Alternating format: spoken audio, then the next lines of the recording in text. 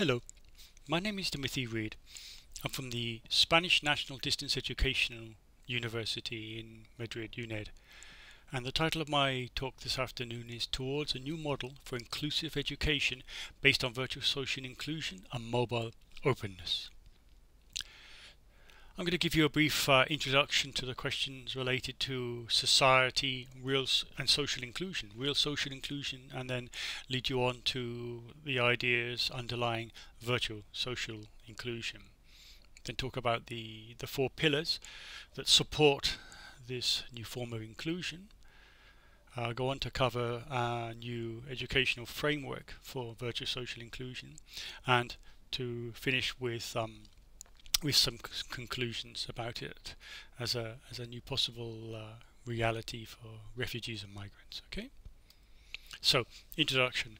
I think really the refugee crisis came onto most people's radar back in 2015, and it really has had quite a wide effect on our perception of forced migration since then. I mean, if we look at the recent UNHCR data from 2017, we can see that there's around roughly 69 million forcibly displaced people, of whom 25.5 million are refugees.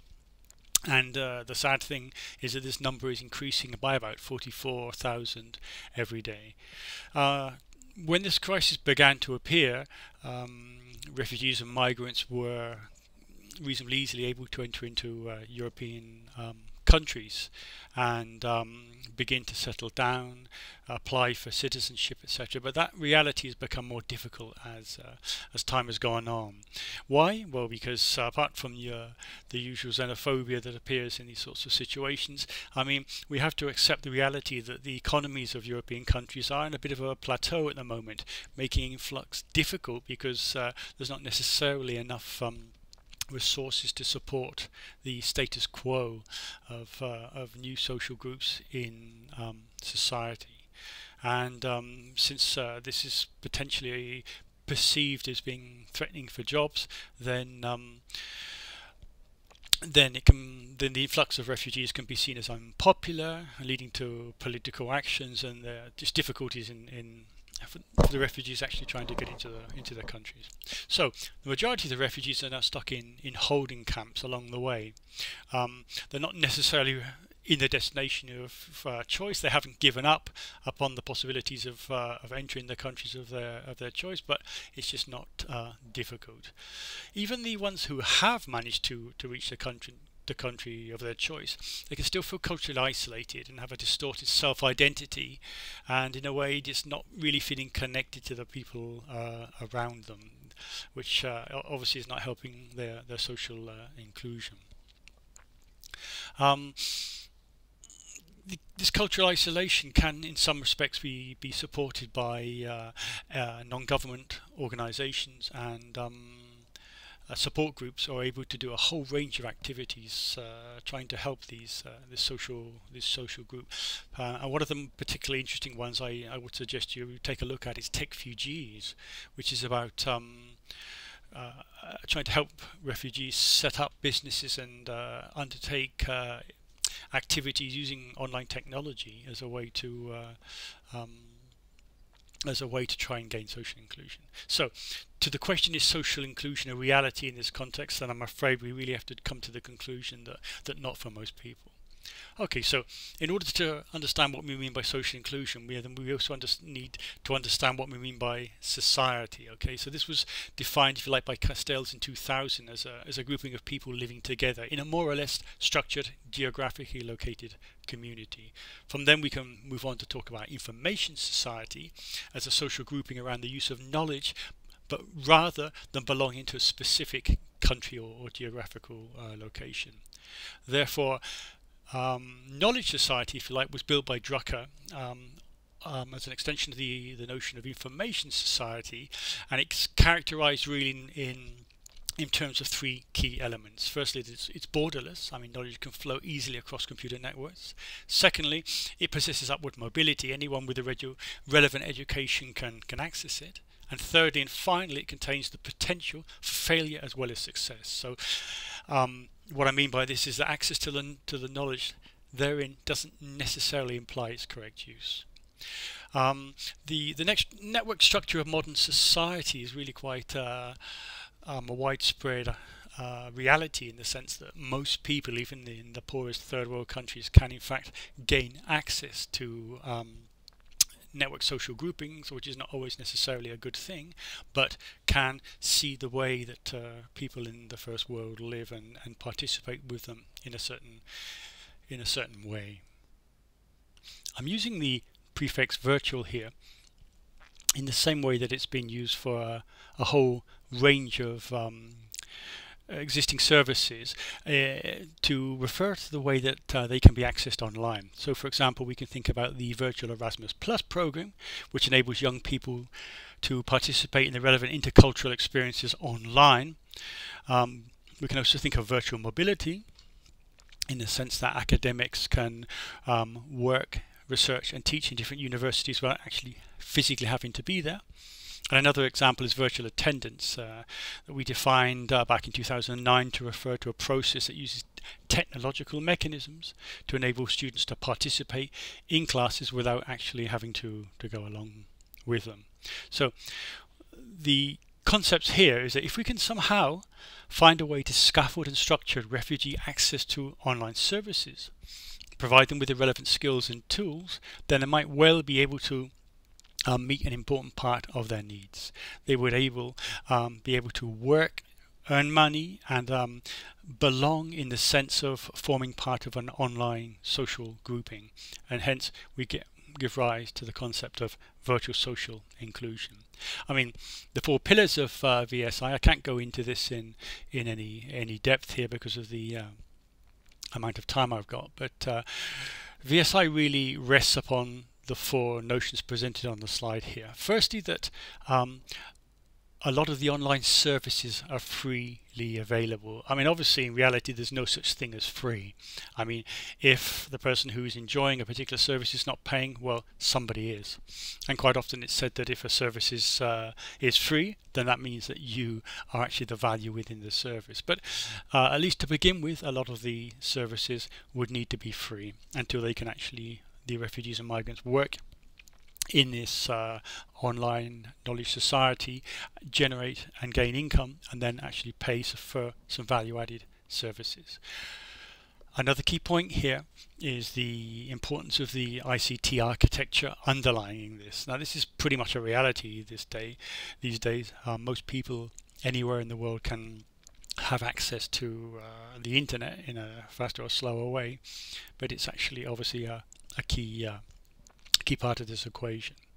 Thirdly, the legal and political framework would be needed to actually support and validate the aspects of the system previously highlighted. I mean, if VSI can't actually function in a vacuum. I mean, the refugees are trying to access the Eurozone, work online. They need to be, if you like, protected in this online environment, especially if they've had to flee from their home countries. And if they're actually entering into some kind of online virtual contract where they're working and earning money, then there needs to be some kind of legal scaffolding for them to prevent them from being be taken for granted and not being paid for services or for activities are actually carrying out. Fourthly and finally, and by quite possibly not the most important, but one of the most important of these 4, is the idea of training and support, which would be required to help them learn to use VSI and its related services. So, a key part here of this equation of VSI, as I mentioned before, was this need for education, the educational framework. We can try and conceptualize the necessary skill set that refugees and migrants would need to participate in VSI. Some of them may have them. They might be multilingual. They might be technology. They might be active with technology and able to work with modern tools. But quite a lot of them won't actually be able to do that. So we need to be able to provide them with the skills that they actually need. Now, to begin with, they wouldn't necessarily have the abilities to be able to pay, or the financial wherewithal to pay for the education they can receive online. So we'd have to start off by providing them with open education. But then, as they begin to enter into the relationship of an employment or contracted relationship, working and earning, the money they can gain, they can use to pay for additional educational services. And we don't actually have to think about the transfer of real currency here. We can think about digital currencies like Bitcoin, for example, and how we could connect that to blockchain to protect their identity and provide them with a safe and secure means of earning. There are some problems with using OER, open educational resources, practices, and MOOCs that they are at the moment, which I really can't go into in any depth because of the time I have available. But I mean, firstly, we've got the pedagogical structure of most courses, which are intended for a European audience and quite often just reflect standard classroom structures. You've got the questions of digital literacy. Are people used to learning in this sort of way? Because in different countries, in the quite often, for example, in the Middle East and Northern Africa environment, they're not used to learning in the same way as we do, which can sometimes be difficult. We have the need for certification, for recognition of prior skills, because if we can conceptualize an online environment where people could enter into a job market and say, okay, I can do that job and I'm prepared, for example, to prepare this document for I don't know, $50, $100, whatever, or the equivalent in Bitcoin. I mean, I'd need to have some kind of certification for the person who's going to give me the contract to believe that I can actually do that. And for people who've escaped their country and are moving across borders and have to travel lightly, they don't carry their paper-based certificates with them, so we have to give them an online agile digital solution for this. The digital devices they would use for this process, once again, they don't have laptops and computers, so we need to try and think of an architecture that will deploy well across mobile devices with a responsive interface. Also, then we come down to the personal issues as well, that quite often the people who are going to who would most benefit from taking part in online learning and working in such a virtual knowledge in society are quite often the ones who actually do not perceive the value in online learning. Because they can't see the teacher, they don't know them, then they question what they can actually learn for them. And then we come down to the day-to-day realities. I mean, if we're talking about refugees and migrants who live in holding camps, the environments there are usually quite noisy, quite chaotic, and it's actually difficult to find a bit of peace and quiet and space to study online. And that's even if Wi-Fi is actually provided, which it is in some of the better camps. And finally, I mean, for these poor people who have been forced out of their social stability and made to travel through a lot of very difficult real life situations, can have some psychological and sociological problems that need to be overcome so that they can be sufficiently eased to be able to study and work online. So the solution towards some of these problems, which we've been discovering at UNED and from our previous EU project Moonlight, which it's included in the bibliography, you can read the reports and learn from our experiences, is the need to actually develop a priori socially inclusive materials and courses, and then if you like, set up this environment where people can start with free and move towards paid bootstrapping of the education and employment process, if and how they actually need it. So what kind of conclusions can we draw from this very brief presentations? Well, I mean, initially the realities and difficulties of refugees in this situation. Really, unfortunately, the need to actually begin to accept that even though we can still support refugees and migrants and we can try and help them toward real social inclusion, that for a majority of people this is not going to be a reality. We need a solution. And the solution I propose here is virtual social inclusion, and the four key elements I've actually talked about before, about the need for open and educational services online, combining OER, OEP and MOOCs in a socially inclusive manner. We need a an exciting new online employment contractual mechanism that goes much beyond the services that we do actually have at the moment. For example, with the big job portals like Monster Jobs or the European employment portal, where you can actually do a mix and match of your skills against the contract. We need to have the whole economic mechanism supporting that particular process, so that people can work online and also earn online using the appropriate digital currency technologies.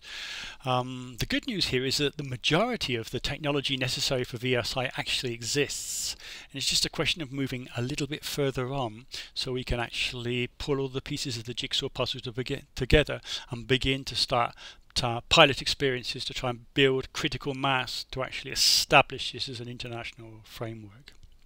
Mobile openness. Why is this important, and what does it mean? I mean, as I said before, I mean the main computing device the majority of refugees and migrants have on their travel are in fact the smartphones, the mobile phones. So we need these phones to act as their main tool for learning and for working. We need to have responsive interfaces to platforms and all the series of tools that are necessary for the refugees and migrants to learn and work. And this in fact could be the beginning of a very bright new future. We could actually begin to stop thinking about citizenship as belonging to a geographical context or a country, and begin to think about virtual citizenship and the idea of belonging to communities that go beyond our limited current notions. Okay, I hope I've given you some food for thought here. There's a couple of pages of bibliography for you to look at, and a link to the Moonlight project at the very end. Okay, thank you very much indeed.